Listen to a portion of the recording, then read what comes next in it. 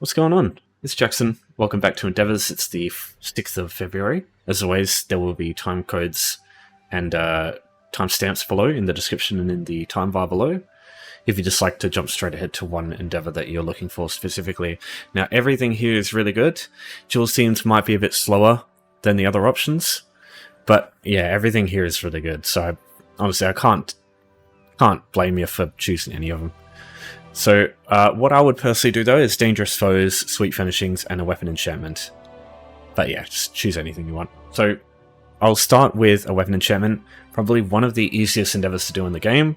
You just go into your inventory and just go to one of your weapons here. And if they need to be recharged, you can just right click and go charge and use a soul gem. Just give me a sec to show you how it works instead for controller.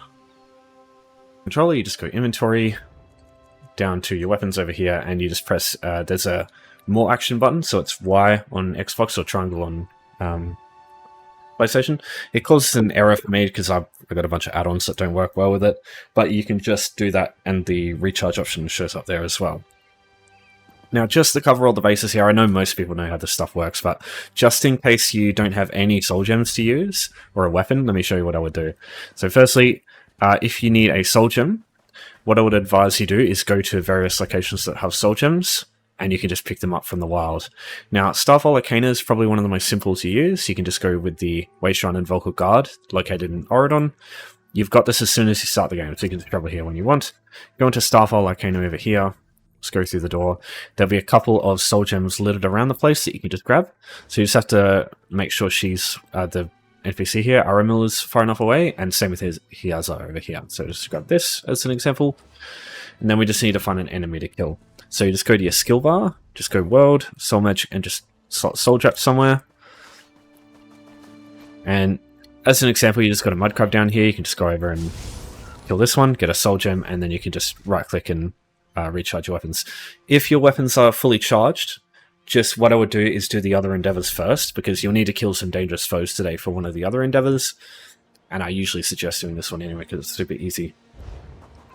But yeah, there's other places you can do, and obviously you can use your soul trap on those as well if you don't have any. If you've still got a soul gem that you need to recharge, and there's no enemies around here to kill as well. You can also, I think you can use them on the rats at the docks too. Let me just double check. You can. Cool. Okay. So yeah, rats actually have 1 HP, so they die as soon as you hit them with soul trap. So that's another way. Alright, now let's look at dangerous foes. So when you look at an opponent, just check these little icons here, these little glowing like diamonds next to the full health bar here. Anything with these little icons here is considered to be a dangerous foe. So you only need to find 2 enemies like this. So yeah, obviously big enemies like Frost Atronachs count for this. The easiest way to find a bunch of these quickly is to head to a dolmen. There's always a dolmen going on in each of the base game zones, so there's plenty of stuff for you to use. Just be aware you might get to a dolmen, and just as it's like clearing, and you'll have to run to the next one. So right now, this one, for example, this boss here will be a dangerous foe. In very rare circumstances, you might get multiple bosses, and that can work, but right now we only get one, so it doesn't really work in that case. Yeah, that's one dangerous foe, and all I need to do now is wait for this one to be clear, go to the next one, and we'll find some other enemies. In very rare circumstances, you might get things that don't count, like Zivali don't count for that, and they take the spawns of other enemies which would be considered dangerous foes, like Frost Atronachs and like, oh god damn it, fuck, I hate when this happens. The like Twilights, Grievous Twilights, Zivkin count as well. You'll get lots of them through dolmens. Like a single dolmen, even if you're on your own, will likely have anywhere between 10, maybe 15. Yeah, if it's just you will still get heaps most of the time. So let me just show you here. Body camera shake. Alright, so as soon as you start the dolmen, just come over here. This spot here will be where a dangerous foe spawns. So you can see one there. There's one. And over here, there'll be another one that spawns later. So we can just chill here for a bit.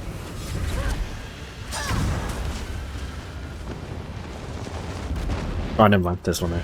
So if there's multiple, they spawn here. They spawn over in that spot over there.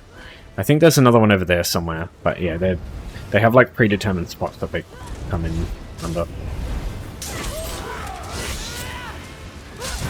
So if you want, you don't have to do the rest of the dom, and you can just like run away, and they won't chase you all the way. If you have a knife blade with cloak, you can also just cloak away, and they can't spot you through it. So an easy way to do dolmens, if you haven't done any, is go to Alakir Desert. The dolmens here, there's usually players running these dolmens constantly, and if you just type in chat, like if you go X, Y, or Z, or you go like plus group or plus dolmen maybe, if you type those things in, what, can you fucking let me go out of combat yet? There we go.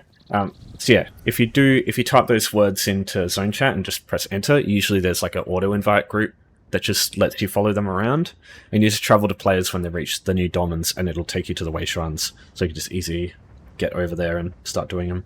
But yeah, almost all the time there will be lots of these dangerous foes here. Now if you want some spots that give you dangerous foes constantly, that isn't a like a thing that constantly moves around, Spellscar is probably one of the best places. If not, you can also use there's a couple of places in Kragnon that's really good. They have plenty of dangerous foes. So yeah, as an example, Spellscar has a bunch of Frost Atronachs in this southwestern section, sorry. The southeast section has Flame Atronachs, which I don't remember if they count or not. But yeah, you've also got the Storm Atronachs up here, which count. In Ranizar School of Warriors, you've also got a lot of Gargoyles that will count. And yeah, places like Elenir, there'll be a bunch of Storm Atronachs and Frost Atronachs. Over here, where was it? Oh yeah, over here, where the like unfinished Domin is, over this side, there are a couple of Storm Atronachs around here that you can kill, and they count as dangerous foes. Down here at Hellroy Citadel, there's a few Gargoyles at the front too. They're usually up and able to fight. Just be aware these ones here will be quite tough. The ones at Dolmens are significantly weaker, or have significantly less health than these ones do. So if you want an easier fight, then you definitely want to go Dolmens. But if you want speed and practicality, you definitely want to choose the stuff in Spellscar or in Kragnon. If you've never been to this place before, use home tours. I'll have a video in the description of how it works, but you just go down here, go to home tours, you just look for the houses that you want to travel to. So Elenir Private Arena, Domus Trascus, Hackville's High Hall, or Earthia Cavern can all get you to places nearby. And as soon as you enter Kragnon for the first time, you'll get the Belkarth Way Shrine, so you can just travel over here, and it makes it easier getting over to Spellscar or to Ranizar School of Warriors. It's pretty close. Okay, now on to Sweet Furnishings. So this one is very easy and requires very little investment. You basically just need 100 gold. You can get a house for free, and there's a quest that you get the house for that gives you a bit of gold, so maybe that'll be enough for Sweet Furnishings. But you do have to be, I think, like level 15 to get like 100 gold for that. But yeah, if you have like a max level character, it's fine. So firstly, I'll show you how to get a house for free if you don't have one yet. What you want to do is come to this location here, located in Volkagard. It's the same place where I was talking about recharging with a soul gem before. So this way shrine, you have it by default. You just come here whenever you're ready. And just next to the way shrine, there'll be this building here. You just go inside. You'll see a person with a quest. You just have to go over here and talk to them. Just keep pressing the talk button. Eventually, you'll get the quest completion here with the gold. And over here, if you don't have the houses yet, one will show up there. And once you complete the quest, the houses will show up in here in the map tab. You go to houses over here. Under collected, you'll see them show up. So it'll either be this one, or this one here.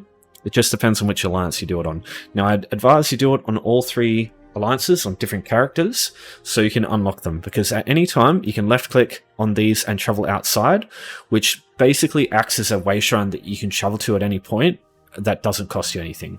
It's very, very handy to have this, because when you're out in the middle of nowhere, knee deep in fucking enemies and zombies and shit, you can just port straight out of a obviously out of combat, port out of it like a public dungeon, and you can just use that to travel quicker to places to hand questions and whatnot. So I use this all the time. Now, as for a furnishing, a sweet furnishing, firstly, most characters, you just need to be above level 10. So most people will be able to do this no matter what. You just got to have 100 gold for this. you go to Imperial City and you queue for it, and you go accept. Now, there won't be... I suppose it's not too important. So just queue to one of these campaigns. Either no CP or CP, doesn't really matter which one you choose. Just come in here, and you're looking for a home goods furnisher. They will always be in this room here when you get in. You're not looking for the achievement one, just the regular home goods one. So just open up the menu with them. You go down to rough hay beds here. These are sweet furnishings. They cost 100 gold here, so you can see.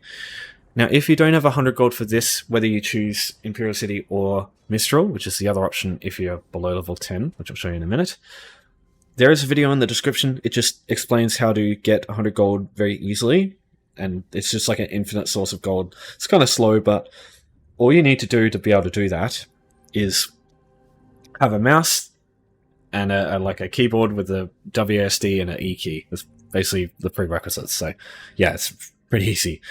And yeah, just get some gold, get one of these hay beds here, you're good to go.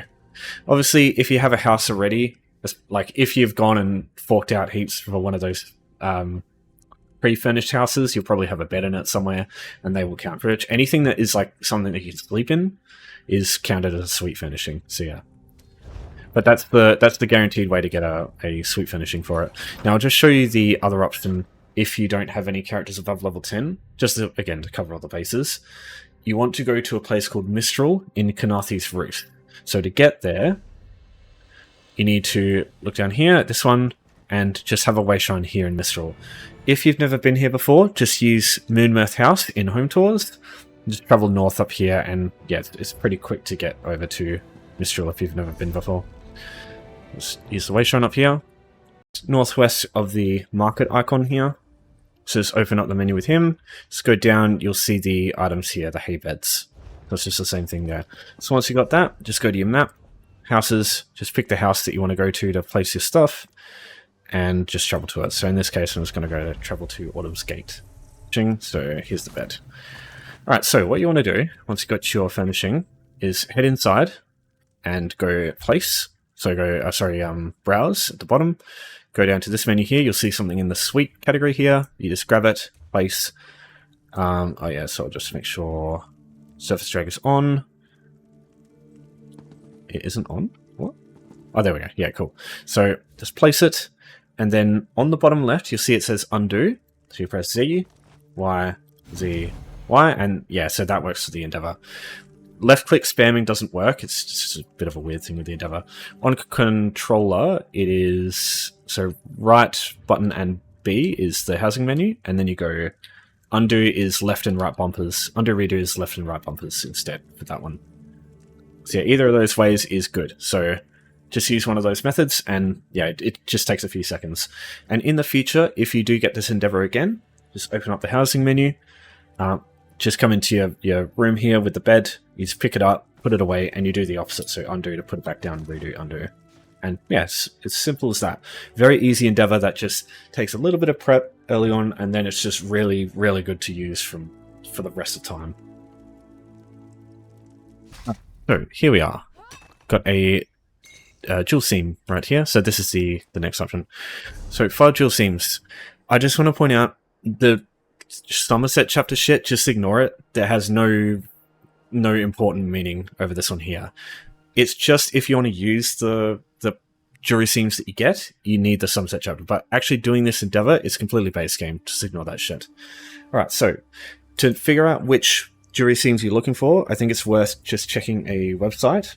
So I'll link this in the description. So this is the Jury Crafting Materials section of UASP. So this shows you all the nodes that you can find, and it's good to check this out because you can figure out through the passages in the game and your level which ones are going to spawn for you. And the way this game works is the nodes that spawn depend on two things. It is a 50-50 split between your crafting passive here, Engraver, which, so right now it's giving me platinum. If I had no points in that, it'd give me pewter. So that's like a 50% chance of giving me pewter in that case. And then your level affects the rest of it. So right now I'm max level, so I get platinum from that one too. But you can find out what stuff drops or like spawns in the wild for you using this thing here, which is good to have because it means when you're looking for stuff, you know what to look for, right? So right now I just get platinum. If I put my mouse over this, it will give me an image of what every single platinum node for Jury looks like in this game. So that's what I'm looking for, or everything that looks like that. But say if you don't have Jury crafting because you don't own Somerset, you'll get Pewter in this case, because it would naturally be 1 out of 5 so far on this. So you get Pewter in this case. You want to take a look. The Pewter nodes look like this, and so when you're out in the wild looking for the Jury nodes, you know that that's what you're looking for. So obviously, if you have like a level 30 character, you'd go Copper because it's between levels 26 to 50. If you're level 25, it doesn't say here, but anytime you're at a jump between, just assume it's the one that is lower. So if you're 25, it's Pewter. If you're like champion level 9, I believe it'd be Copper. But yeah, anything else is, just follow the rest of it here. So yeah, that's all you really need to worry about with this one. Now, as far as let me just take this over the other side. So as far as the Jury nodes go, don't worry too much about the zone.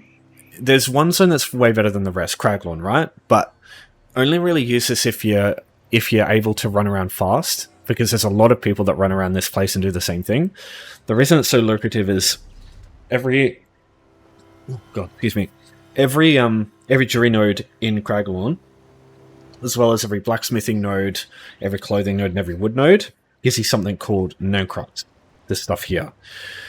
It's very lucrative to get. It has a lot of uses. Like Nernhoned weapons are really good, like dual wield main hand weapons, really great with Nernhoned.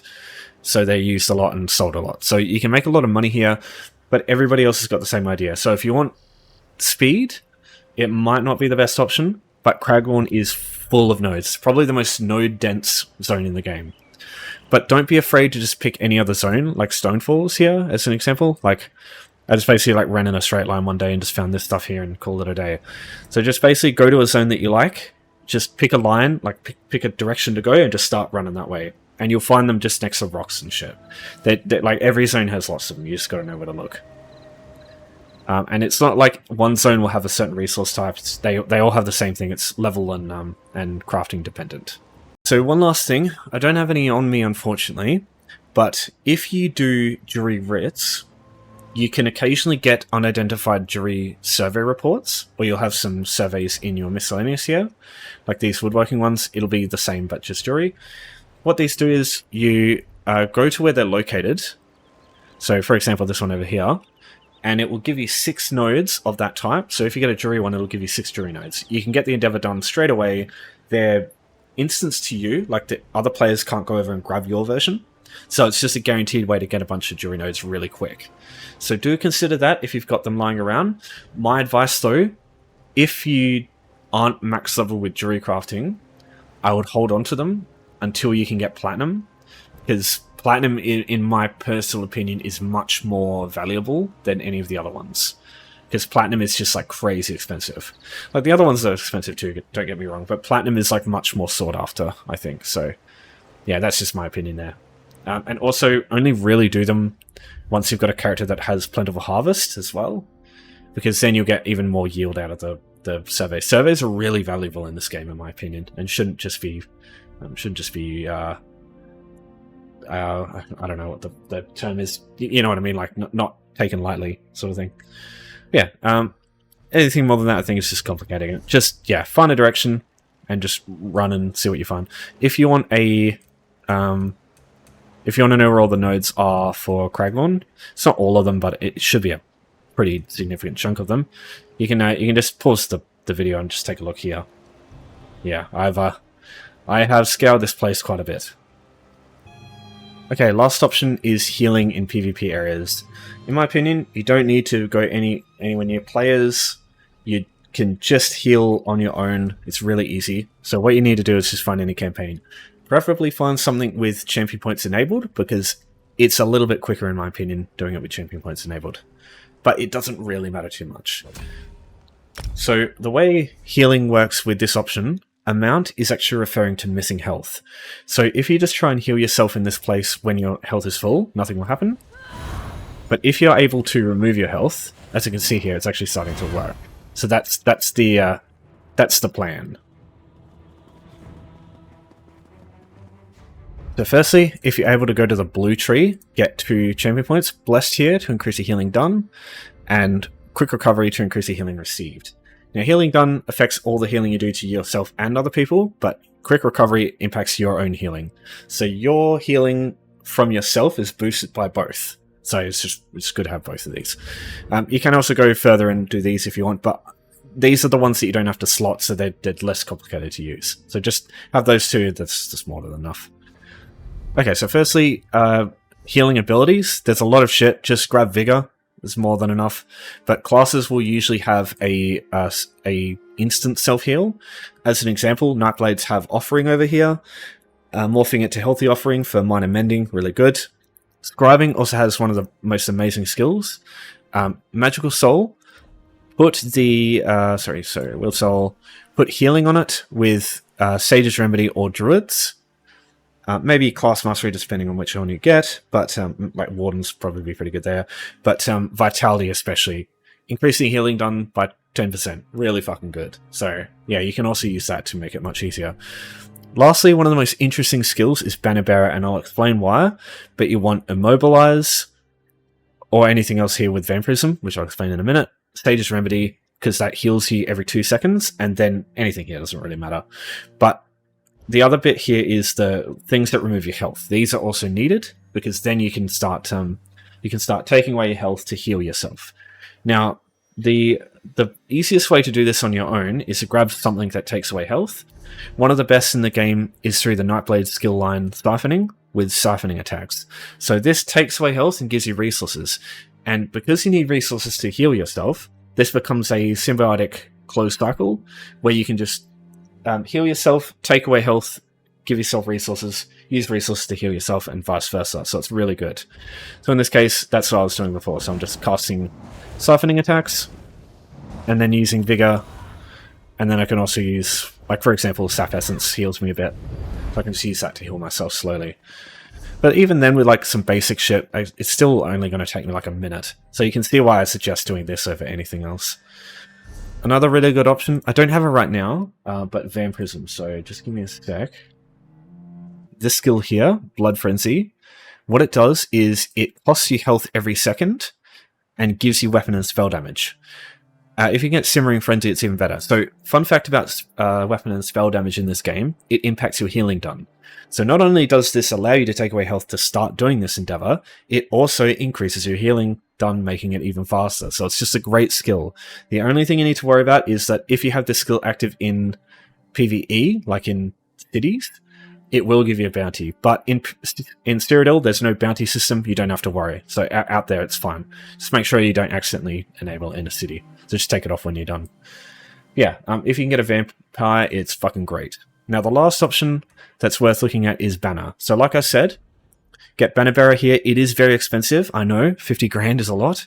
And extra for like trying to get the other stuff. But Immobilize, Sage's Remedy, and preferably probably Courage, or maybe Intellect, Savagery, all that's Brutality, all that stuff's fine. Because all that actually, Brutality, Savagery, and Courage, they actually impact your healing done. So, because yeah, they're weapons, spell damage, or crit chance. Yeah, Sage's Remedy, Immobilize, that's the main thing. Because Immobilize takes away your health, and Sage's Remedy gives you back health. So if you want, you can literally just sit in one spot and just have this active. And it just slowly will progress this endeavor. So you can see it's just coasting along while I'm standing still. If you don't have Immobilize to take away your health, this still pairs really well with the Vampirism Blood Frenzy skill. So you can activate both at the same time, and they will slowly help each other take away health and give health.